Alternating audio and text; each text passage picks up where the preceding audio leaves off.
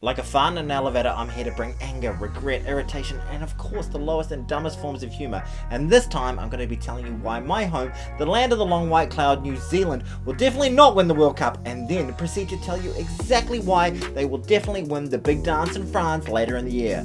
Simultaneously knee that like button right in the face and lift it above your head as I get all paradoxical on All Black rugby. You know those unethical people, the ones that change their tune on a topic depending on the audience they're speaking to? 1 second they're chatting to some old baby boomer right-wingers about the virtues of fiscal responsibility, the next they're quoting Noam Chomsky and espousing the merits of distributing wealth from the rich to the poor to a group of purple-haired left-wingers. Yes, I'm one of those people. And today I'm going to continue that trend, and instead of doing it to ensure that people like me to make up for being wildly insecure, I'm going to do it for motherfucking views, bitch! So noble is my quest. This video has 2 parts. In the first part, I'll tell you why my beloved All Blacks have no chance of winning the World Cup. And in the second, I'll tell you why it's an absolute dead set certainty the boys in black will take the Webb Ellis trophy back to its rightful home in Aotearoa, New Zealand come October. So let's make like that hubba bubba you put in your sister's hair in 1992 and get stuck into it. Mark my words, my beloved All Blacks will not win the World Cup this year. It hurts to say, but indeed we are not at the races, my sheep-loving compatriots. And yes, there are a few reasons. Firstly, when it comes to pressure, the ABs handle it as well as an ice cube handles a microwave. This All Black side dissolves under pressure and is capable of massive collapses and conceding mountains of points. Leading into the World Cup, the All Blacks have been torn apart limb by limb by the French and France, the Argentinians both home and away. The Irish did a jig on our rotting corpses in a historic series loss in New Zealand.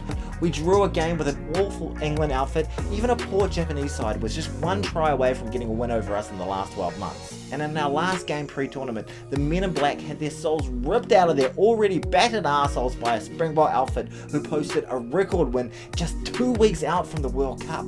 In all those games when the pressure was applied, we simply just don't handle it. And speaking of pressure, the All Blacks have been known to shit the bed under the immense pressure of the World Cup. The All Blacks have been favourites in all but one of the previous tournaments, and out of those 8 tournaments, they have only managed to put together 3 tournament wins.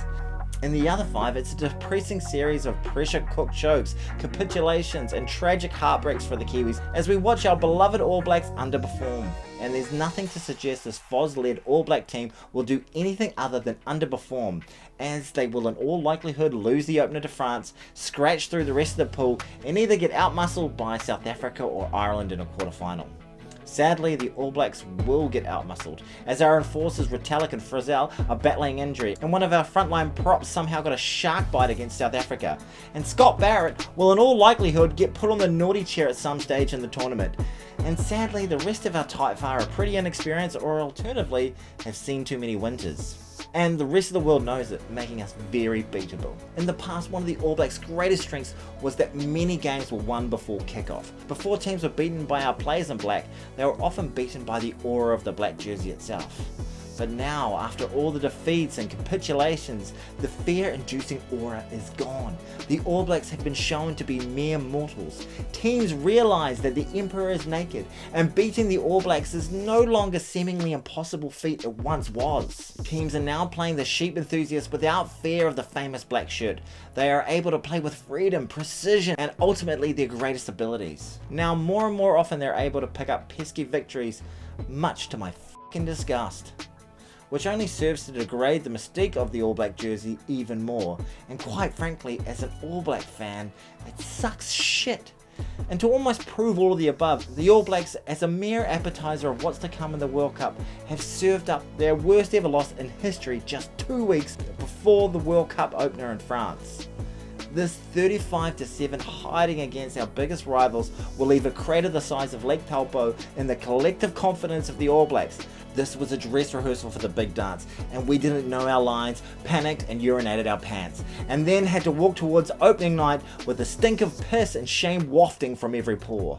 This is a foul stench the All Blacks will carry as they come up against the best French side I have ever seen in my lifetime on opening night.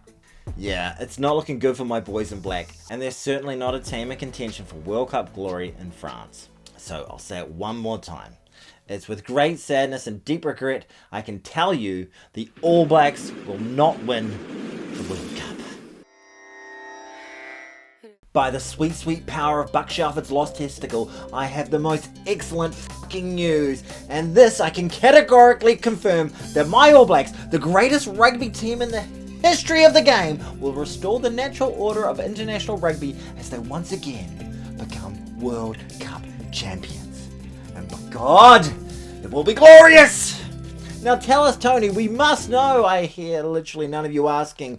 Well, if you must know, we're timing our run just right, and in 2023 we have shown the form that has kept us atop the summit of international rugby since Joseph played fly half for the Bethlehem Star Chasers.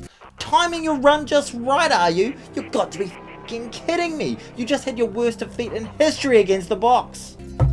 Yeah, I'll get to that. Now in 2023, the ABs have handily beaten all comers in the Rugby Championship. They put 41 points on Argentina, 38 on the Wallabies, and 35 on the Box as they blitzed them at Mount Smart. And in all of those victories, they were comfortable, with the closest victory being a cushy 15-point margin over the old foe South Africa. Things for the mutton lovers appear to be clicking at the perfect time. First, the backs. The dual pivot system of Bodie at 15 and Mwanga at 10 is finally starting to look the goods, as both men are world-class playmakers who can find space on the field and take advantage of opportunities at will. The starting wingers are a glass and a half of lethal weaponry, with the outrageously good Will Jordan, who makes the impossible look like a stroll in the park, and the harbour man, Mark Talia, who I assure you, with his attacking abilities, will be known as a global superstar by the conclusion of this tournament. The Black Pack looks like a dominant Jason Ryan coached group of men. A great set of props in Lomax, De Groot and Newell, and even the giant Tamati Williams on the bench. World-class locks, Retallick and Whitelock, but maybe the best second row of the bunch is Scott Barrett, who until he decided to turn himself into a human missile was in career best form. And now, thankfully for us, Kiwis, he gets off scot-free.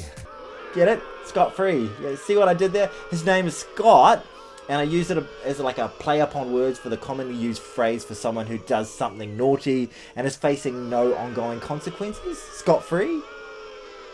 Forget it, it's not funny when you have to explain it. In fact, after an awful start to 2022, going into the prestigious Qatar Airlines Cup, the Men in Black were on a 12-game undefeated streak.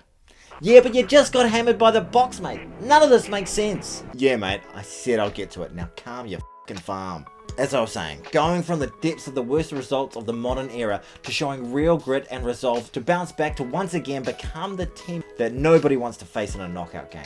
Really, ask yourself, Ireland and South Africa fans. You know the thought of playing us in a knockout game gives you the shits. Both teams have been on the receiving end of multiple knockout losses at the hands of the All Blacks. You're talking so much shit you could literally use your mouth as a sewage treatment plant's overflow valve. You do know the All Blacks just had a record defeat. You know what? I do know that. And after a brief period of furiously cry-wanking, I came to the conclusion this could be the greatest thing that could have happened to the boys in black.